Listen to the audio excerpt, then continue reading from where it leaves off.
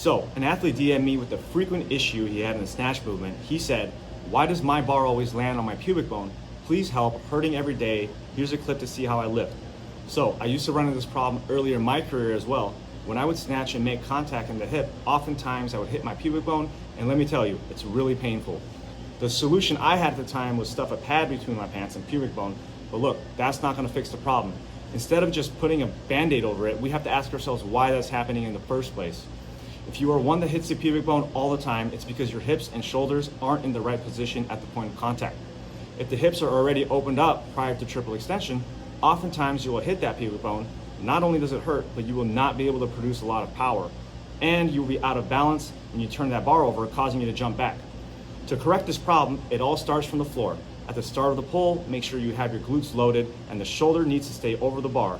The bar should be connected to your upper back or lined up underneath your sternum. As you drive off the floor, keep your glutes loaded and maintain shoulder line until the point of contact. This way, you don't have that pubic bone exposed. Instead, the contact will be made in the hip flexors and not the bone. Eliminating the cause of pain, also allowing you to produce more power and puts you in a position of balance to avoid jumping backwards in the catch. It's essentially the same position as you initiate the dip of a back squat or a standing high jump.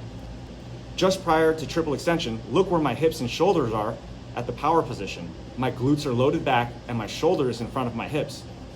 You can see that the angle is shorter from my abdomen to the thighs compared to our friend whose angle is rather wide. If you can position your body correctly from the start and maintain the hip and shoulder line just prior to triple extension, you will produce more power, compensate less, and you won't have pain in that pubic bone or other parts of your body.